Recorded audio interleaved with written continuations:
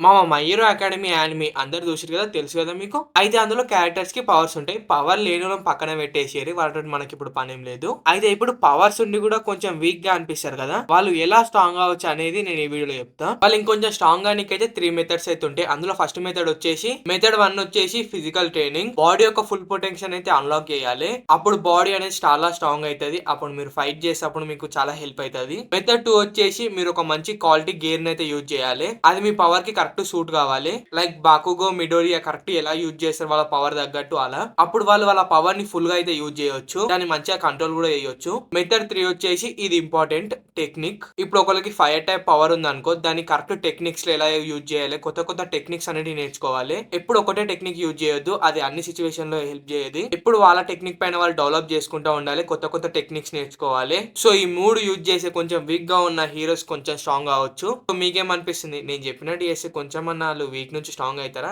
అట్నే ఉంటారు బ్రో అనిపిస్తుందా మీకు?